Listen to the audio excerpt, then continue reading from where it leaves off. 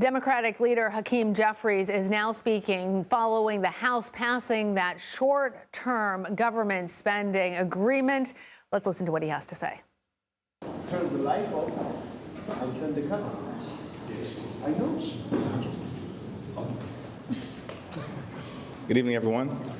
House Democrats have successfully funded the government at levels requested by President Biden in order to meet the needs of the American people in terms of their health, safety, and economic well-being. House Democrats have successfully fought for families, farmers, first responders, and the future of working-class Americans. House Democrats have successfully fought for $100 billion in disaster assistance in order to make sure that those everyday Americans whose lives have been turned upside down in terms of hurricanes, storms, tornadoes, wildfires, floods, and other extreme weather events can get the assistance that they need to address the problems they've been confronting. House Democrats have successfully stopped extreme MAGA Republicans from shutting down the government, crashing the economy, and hurting working-class Americans all across the land. House Democrats have successfully stopped the Billionaire Boys Club, which wanted a $4 trillion blank check, by suspending the debt ceiling in order to enable them to cut Social Security, cut Medicare, and cut nutritional assistance while providing massive tax breaks for the wealthy, the well-off, and the well-connected. This is a victory for the American people. We have successfully advanced the needs of everyday Americans, but there are still things to be worked on, and we look forward to that fight in the new year. Happy holidays. Would you support eliminating the debt ceiling next year, sir? All right, we just heard there Democratic leader Hakeem Jeffries claiming victory for the Democratic support of that continuing resolution that avoided a government shutdown. He said that this is a victory for Americans, and he said that House Democrats stopped the Billionaire Boys Club that he claimed wanted to cut Social Security, Medicare, and nutritional assistance in favor of tax breaks for the wealthy and well-off. Juliegrace Brufke, the senior political reporter for the Daily Beast, joins us now on the phone. So talk to us about how we got to this place. How did Republicans and Democrats actually come together ultimately to avoid this government shutdown at the very last moment? Well, it has definitely been a high drama couple of after Plan 1 tanked last night. Speaker Johnson's was kind of been talking with President Trump about an alternative that ultimately wouldn't lead to his inevitable ouster.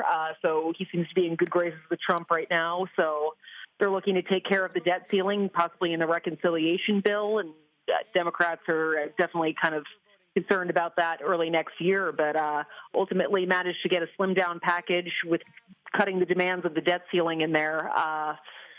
That were kind of Trump's demands last night, with Elon Musk kind of putting the pressure on that. So ultimately, members were worried earlier today that they were going to be here for the next couple of days leading up to Christmas, but it looks like government will remain open. And I want to ask you about this because this was a Republican bill. We heard, though, from the Democratic leader that this was, and he said, the House Democrats' success. And in fact, we saw more Republican defectors than Democrats. Are you surprised by how any of this played out? Well, I mean, the bill that Johnson initially was going to put on the floor there, Democrats were very off board. I talked to a number of them that said they didn't want to give Republicans a free pass with the debt ceiling on there, and that was a non-starter for them to be able to kind of, the Trump administration to kind of tackle their agenda easier than it could have been otherwise. So kind of getting that chopped out of there, a lot of Democrats see that as a win. So I think government will be funded until March 14th, and we'll see another funding fight at that point. And Juliegrace, I'm going to pause you for just a second because it looks like we are hearing from Speaker Johnson. No, sorry. Apparently, this is just file footage. We're going to find out exactly what he had to say. But go ahead and stay with me for just a moment. I'm going to get Scott MacFarlane, who's there as well on Capitol Hill, to join us in this conversation. So, Scott, you were there as the Speaker was also taking his victory lap. We also heard from the Democratic leader a victory lap there. Who really has more claim to the American people that they were the person who rode in at the last moment and got this deal done? A couple things that really stood out from when both men spoke, Lana. Speaker Mike Johnson emphasized unsolicited that President-elect Trump and Elon Musk both endorsed or supported the deal that was just cut. That really tells you what's coming down the pike. If Elon Musk gets referenced as somebody who needed to be talked to before this deal was cut, that foreshadows potentially what's to come in January and February. The House Democratic leader emphasized that Democrats needed to intervene again. Republicans with the majority in the House should be able to pass things at their own leisure, at their own will, with just Republican votes. But consistently over the past 2 years, they've been unable to do so, and Democrats have to continue to swoop in and help them pass measures. Traditionally in the U.S. House, whoever has the majority can pass anything they want. It hasn't been the case this Congress, and this Congress will conclude with Democrats coming in again to provide the decisive votes. Hakeem Jeffries, the Democratic leader, emphasized that, which also foreshadows what's to come. In January and February, it will still be a perilously narrow majority for House Republicans next year. It appears they will still need the Democrats to come in and pass things, which decreases President-elect Trump's leverage and increases what Democrats wield here, even though they will have no control of any chamber of government. Well, and on that point, Scott, Juliegrace and I were just talking about this because oftentimes when you're relying on the non-dominant party to help get it over the finish line, you get a couple of votes from them. But in this case, where we saw the defections, it was really from the Republicans more so than the Democrats. Are you surprised by that? It's not just a handful of votes they've needed throughout this Congress, Lana. It's dozens and dozens of Democratic votes, which has helped Democrats at the negotiating table get things they want and remove things they don't like. If that's the case still, during the Trump administration, that is going to potentially irk President Trump. It's also going to limit what President Trump can get in the bills he encourages Congress to debate and pass.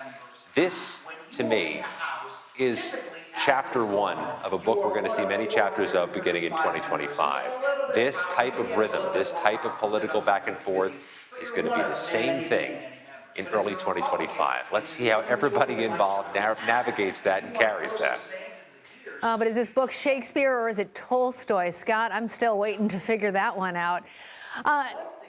Juliegrace, let's talk about what Scott was saying, because all of this is pushing the next deadline into the Trump administration. What is this going to look like then?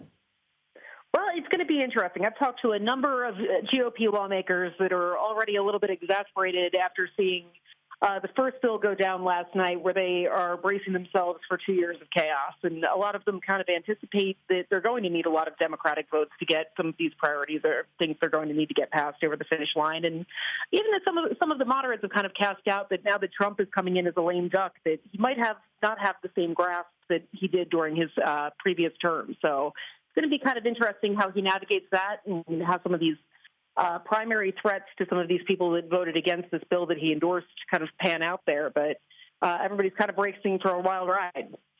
And Scott, I'm going to give you this final thought about the debt limit, because that demand derailed things initially.